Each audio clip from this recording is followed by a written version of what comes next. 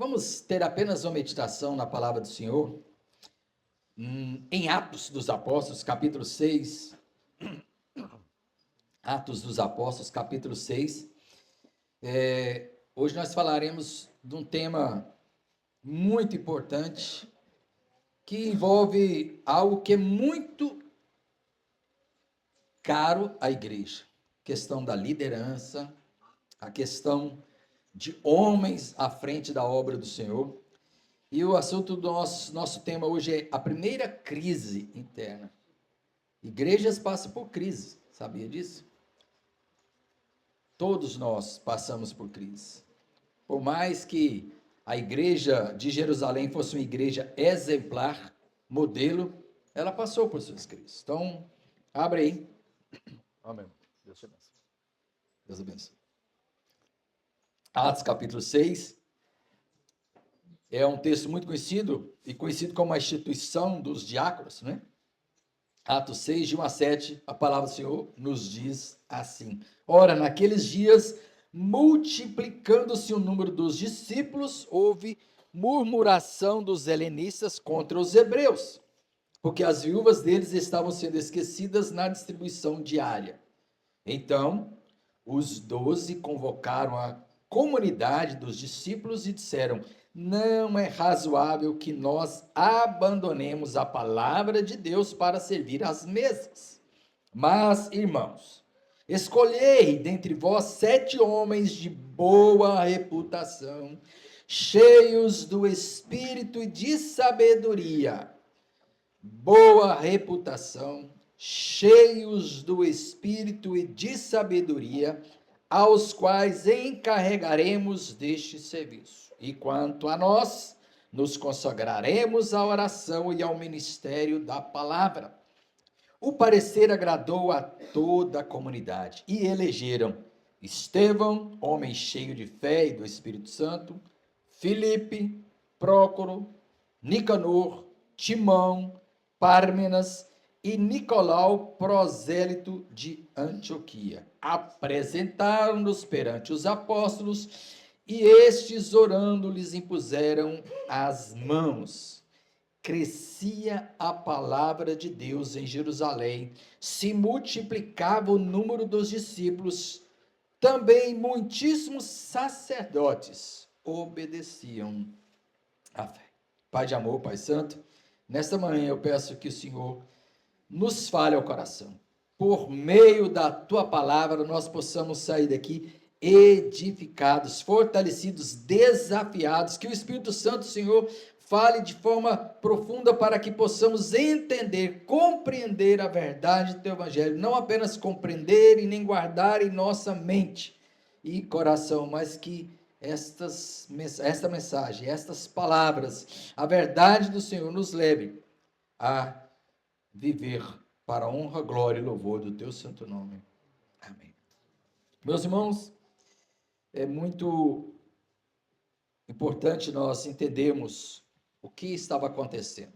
A igreja de Jerusalém, ela vivia um momento de crescimento. Se você voltar aí, né, ao último versículo do capítulo 5, né, diz aí que todos os dias, último versículo, capítulo 40, versículo 42, diz que todos os dias, no templo e de casa em casa, não cessavam de ensinar e de pregar Jesus, o Cristo.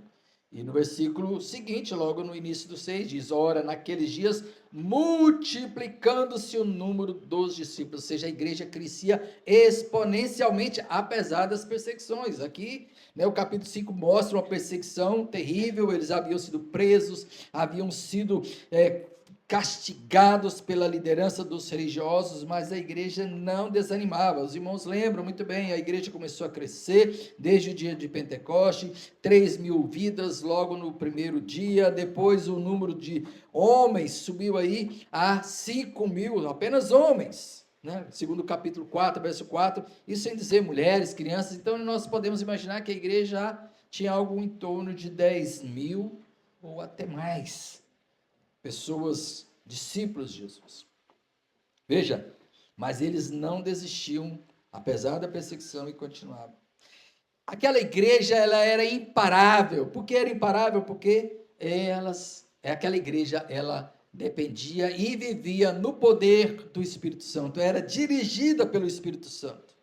Mas, obviamente, como qualquer igreja, como qualquer comunidade, ela passou por suas lutas, por suas provações.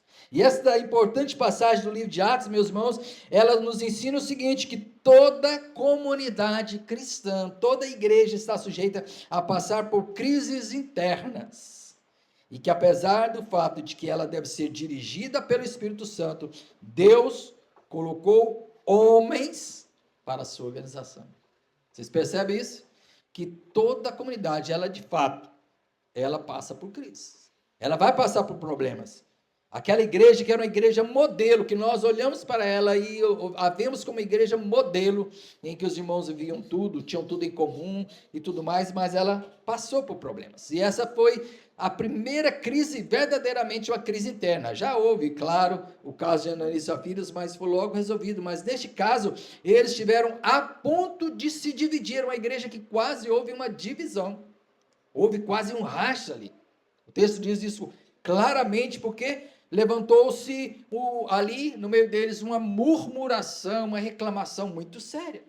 Mas os apóstolos levaram a sério essa questão. E apesar de que eles eram dirigidos pelo Espírito Santo, Deus levantou e colocou esses homens para que a igreja fosse organizada. Aqui a gente também percebe que aquela igreja, ela, apesar de ser uma igreja dirigida pelo Espírito Santo, ali havia a necessidade de uma institucionalização. Tem muita gente que fala assim, a igreja, a instituição da igreja, isso, sabe? Você ouve falar isso hoje, né? Muitas pessoas que sofrem aquilo que eu chamo de institucionofobia. Tem medo da instituição, pavor, a igreja não pode ser... Como assim? Toda igreja precisa de organização, né? Graças a Deus a igreja presbiteriana é uma igreja muito organizada. E outra, a instituição ela não tem a possibilidade, mesmo com toda a sua organização, ela não vai impedir o trabalho do Espírito Santo, ao contrário, se for realmente dirigida pelo Espírito Santo, ela vai ser ainda melhor, mas Deus coloca líderes. Então nós temos aqui, meus irmãos, rapidamente, né, são vários ensinos, várias lições que nós podemos tirar daqui. Eu quero apresentar 6, mas podem ficar tranquilos, eu não vou destrinchar, como, né, preguei esse texto na igreja ali, de fato, foi um bom tempo, 40, 45 minutos, aqui eu vou ser mais ágil e vou apenas apresentar e trazer algumas aplicações para nós nessa manhã. Primeira lição, então várias, tá, meus irmãos? Eu tenho certeza que se você ler esse texto, estudar esse texto, se você for pregar nesse texto, qualquer um dos pregadores aqui, eu sei que existem irmãos pregadores, né? Temos o presbítero Diego, tem o pastor Tonico, especialista, né? Que tem uns 300 anos já de ministério, né? E tem outros irmãos aí que poderiam tirar várias e várias lições desse texto, não é? Mas eu gostaria de trazer as minhas lições, o que eu consegui tirar desse texto. Em primeiro lugar, não existe igreja perfeita sem crises internas. Primeira lição, já falei isso, já adiantei, mas essa é a primeira lição que eu mostro aqui.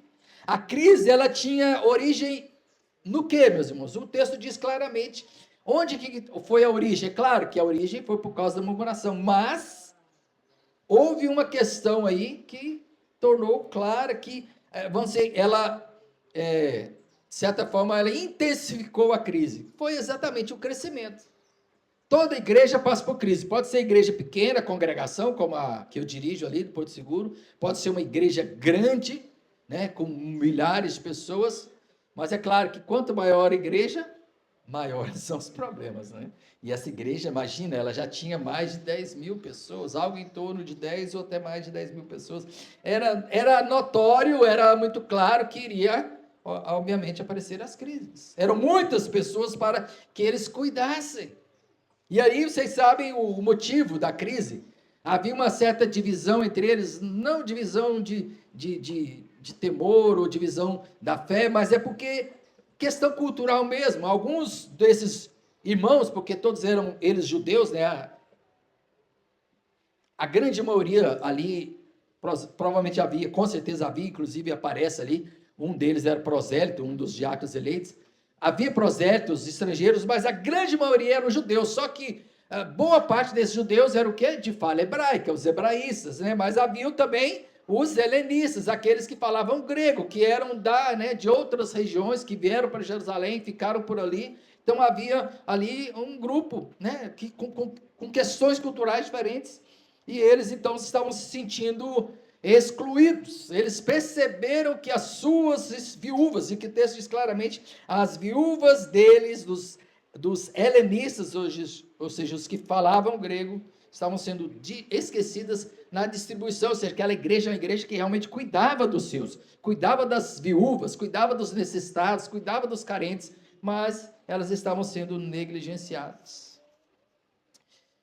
Meus irmãos, é possível também que houvesse uma falta de crescimento. É possível, nós não podemos negar isso. Olha, não é porque eram os apóstolos que eles eram perfeitos. Eles realmente se dedicavam à pregação do evangelho. Mas é possível que houvesse uma falta de crescimento espiritual. Não por causa de negligência dos apóstolos, mas da natureza humana. Vocês sabem disso. Pode ser que houvesse uma falta de crescimento sobre comunhão que agravasse essa crise. Preconceitos em relação a outros ser diferente, etc. Então, pode ser que isso acontecesse, e isso pode acontecer em qualquer igreja. Segundo, não existe crise eterna que não possa ser resolvida pela sabedoria do Espírito Santo. Este também é um ensino muito claro, versículo 2 diz aí, então os 12 convocaram a comunidade dos discípulos, ou seja, eles perceberam, eles levaram a sério, eles reconheceram que havia uma crise, eles reconheceram que havia um problema, eles reconheceram que aquele problema precisava ser resolvido. A solução dos problemas, ela passa tanto pela sua liderança, quanto pela comunidade. Isso é muito importante. Veja, eles convocaram a comunidade dos discípulos. Os responsáveis, obviamente, para tratar esse assunto eram os líderes, mas eles convocaram a comunidade para resolver essa questão. Mas, obviamente, os líderes eram os os principais responsáveis pela resolução. Claro, com a sabedoria do Espírito Santo. Ou seja, eles devem encontrar juntos a solução, claro, por meio da oração e do poder e sabedoria do Espírito Santo. Terceiro lugar, meus irmãos, os líderes e a comunidade precisam entender que cada um deve ocupar seu lugar no reino de Deus. Isso aqui, claramente, essa passagem nos ensina isso. Eu tenho um lugar no reino de Deus. Você tem um lugar no reino de Deus. Você que é um diácono, você tem um lugar no reino de Deus. Você que é um presbítero, tem o seu lugar no reino de Deus. Você que ainda não tem nenhum cargo na igreja, não tem nenhum ofício na igreja, você tem um lugar no reino de Deus. Todos nós temos o nosso lugar no reino de Deus. Deus não chamou a gente para poder apenas ser membros de igreja, né? Tem muitas pessoas que usam, né, até linguagem assim figurada, até como, quer dizer, ninguém foi chamado para ser prego, ou seja, para ser apenas membro de banco, né? Como alguém diz, né? Prego que é membro de banco, né? Que só serve para ficar ali, né? Depois. Tá, fique tranquilo, depois, meu lindo. Por favor. Então, veja, ele está monitorando o horário para mim. Mas vai, eu vou ser rápido, tá, Caleb? Fique tranquilo. Então, veja, ninguém é chamado apenas para ser membro de banco, apenas para frequentar a igreja. Não, todos nós somos chamados para trabalhar e cada um deve exercer o seu papel no reino de Deus. Os apóstolos entenderam isso. Eles perceberam isso e eles deixaram isso claro. Quando eles dizem, olha, observe bem o versículo 2, novamente. Então os 12 convocaram a comunidade e disseram, não é razoável que nós abandonemos a palavra de Deus para servir às mesas. A princípio, quando você lê assim, parece que os discípulos ou apóstolos estão falando assim, os apóstolos, né? Os líderes da igreja. Isso é um problema de vocês que resolvem, nós não vamos cuidar desse negócio não, porque a nossa questão aqui é orar e pregar. Não é isso, não foi isso que eles falaram. O que eles quiseram deixar claro é que, olha, nós fomos chamados por Jesus para pregar, para orar, para liderar espiritualmente a igreja. Nós somos líderes, nós somos responsáveis por esse, que é a primazia é a pregação, é a oração. A igreja precisa de que líderes orem, que intercedam, que clamem pela igreja e que ensinem a palavra de Deus. Os pastores, os líderes, os presbíteros, aqueles que estão à frente, eles precisam levar isso em consideração. Existem muitos problemas, precisam ser tratados, resolvidos, sim, mas nós não podemos deixar a primazia da oração e da pregação da palavra de Deus. Então, eles deixaram isso claro. Contudo, Eles falaram, olha só, mas, aí no versículo 3, escolhei dentre vós. Então, eles estavam dispostos a resolver. Mas o que eles queriam deixar claro? Cada um tem o seu lugar. Cada um recebeu dons do Espírito Santo. Não há dons, nem ministério mais importante, mas cada um deve atuar em sua área. Eles não estavam dizendo com isso que o dom ou o ministério deles era o mais importante. É que o ministério deles era exatamente isso. Eles, como líderes da igreja, deveriam continuar orando e pregando, organizando, cuidando, protegendo, pastoreando a igreja, pastoreando as ovelhas. Mas os problemas precisam ser resolvidos. Quarto lugar, na maioria das vezes as soluções dos problemas estão diante de nós. Veja, na maioria das vezes a solução ou as soluções dos problemas estão diante de nós, dentro da própria comunidade. Olha como é que os apóstolos, com tanta sabedoria do Espírito Santo, perceberam isso. Versículo 3, mas irmãos, escolhei dentre vós 7 homens de boa reputação, cheios do Espírito, de sabedoria, aos quais encarregaremos desse serviço. O que eles perceberam? Olha, meus irmãos, realmente existe um problema aqui, mas nós temos a nossa missão, nós temos que continuar orando e pregando, mas nós temos a solução está aqui. São vocês mesmos, vocês estão preocupados, de fato é uma preocupação correta, tá certo? Vocês têm que se preocupar mesmo com as viúvas de vocês, vocês têm que se preocupar com a necessidade, mas quem vai resolver o problema são vocês. Vocês é que irão, de fato, resolver essa questão. Ou seja, os apóstolos tiveram a sabedoria de orientar os murmuradores. Veja, havia murmuração, mas eles orientaram a buscar dentre eles pessoas certas para as tarefas certas. Mas havia 3 requisitos, muito claros. Quais eram os requisitos, meus irmãos? O que é que diz aí? Olha em versículo 3, claramente os requisitos deveriam o quê? Homens de boa reputação, cheios do Espírito e de...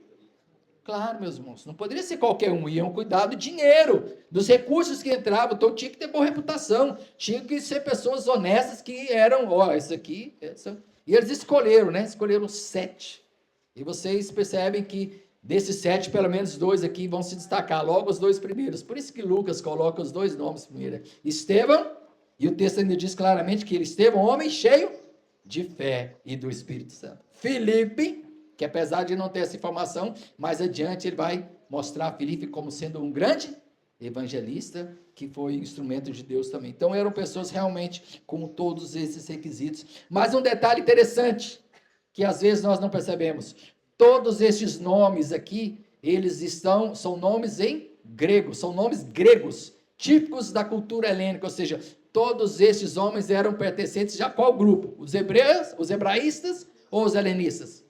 Helenistas, ou seja, eles escolheram dentre os próprios helenistas para tratar dos problemas dos helenistas, ou seja, eles não escolheram, não, agora alguém do nosso grupo vai cuidar dos problemas de vocês, não, vocês mesmos vão ser instrumentos de Deus.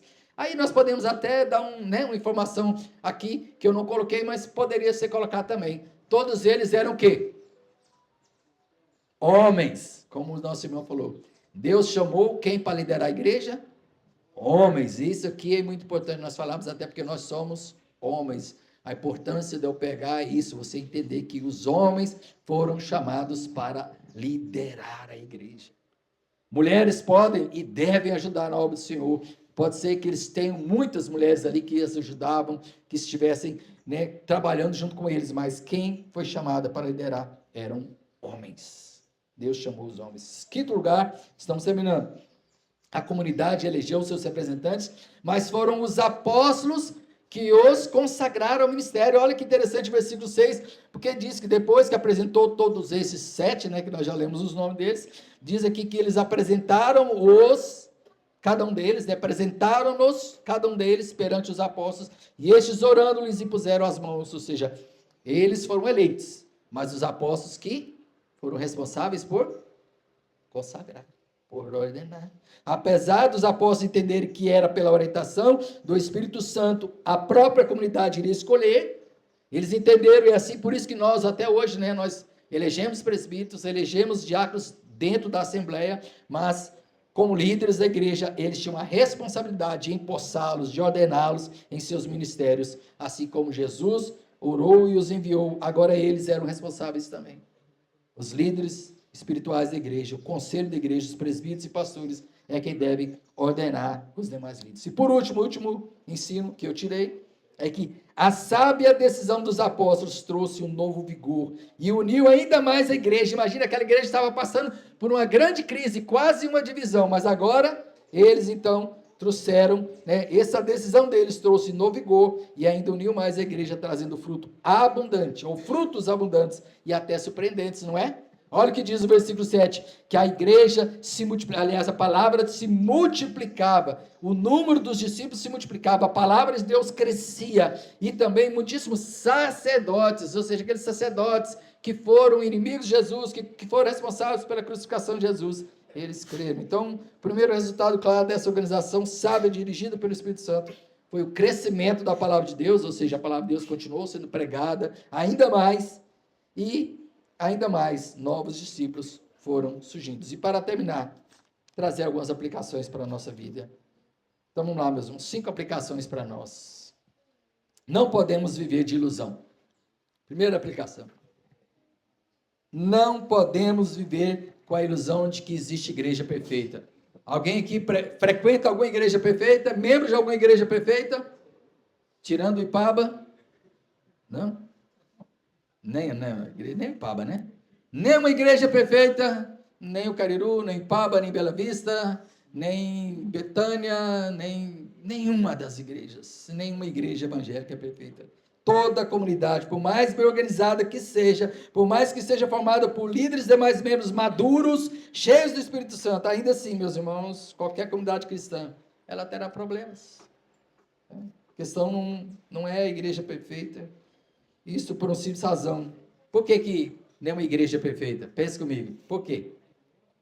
Porque ela é formada por seres humanos, pecadores, imperfeitos, falhos. Por isso, nunca é sábio sair por aí atrás da melhor igreja.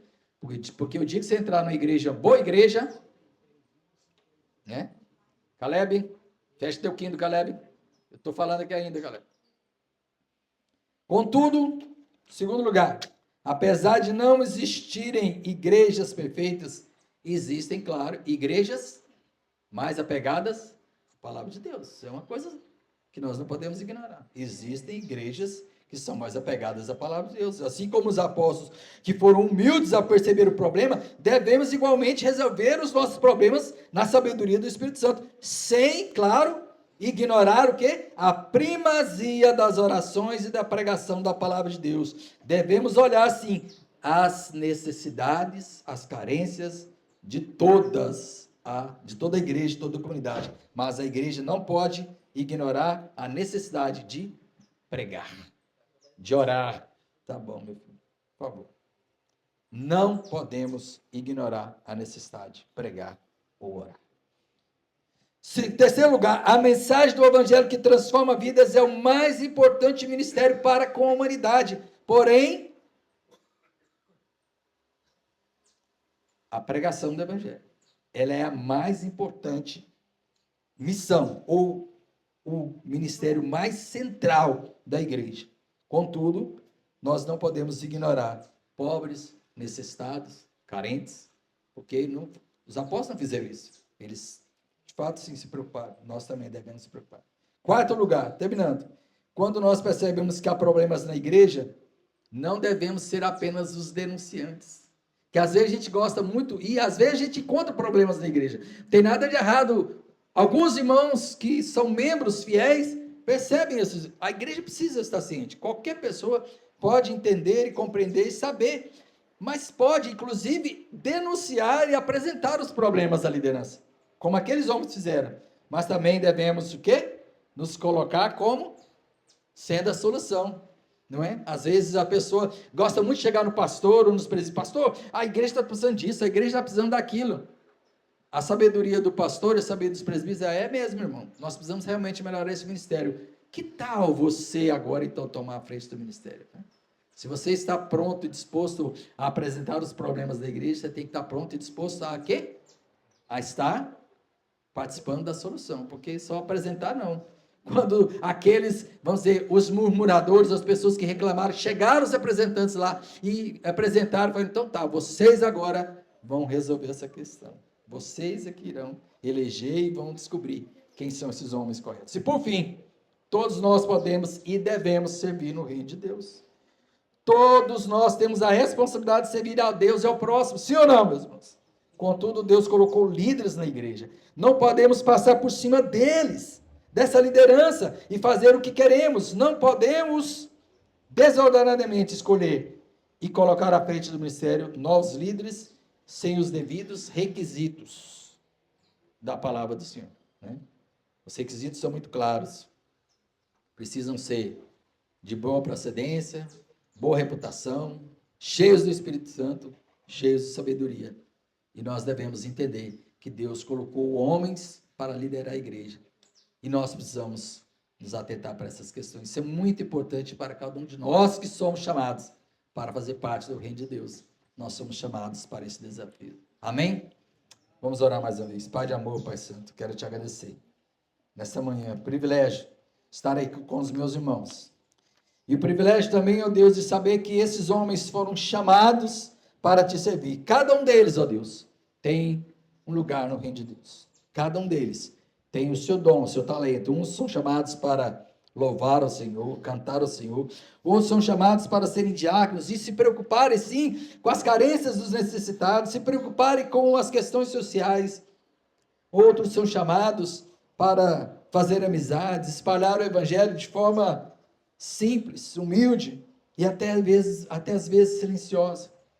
Outros são chamados para serem regentes, organizadores, presidirem, auxiliarem o pastor e o conselho a organizar a igreja. Que o Senhor possa levantar homens assim com esta sabedoria, com boas ideias e com boas intenções, cheios do Espírito Santo. O Senhor também chamou homens para poder pregar o teu evangelho, para poder anunciar a tua palavra, para poderem ser intercessores e orar e liderar o rebanho. Que o Senhor possa continuar levantando aqui homens, dentre esses, especialmente os jovens, levantando novos líderes para organizar a igreja, homens que estejam à frente também do ministério de homens, para que os homens assumam a sua posição de liderar a igreja, de ser instrumentos do Senhor para pregar o teu evangelho. Todos nós somos chamados, ó Deus, para fazer aquilo que o Senhor, de fato, escolheu.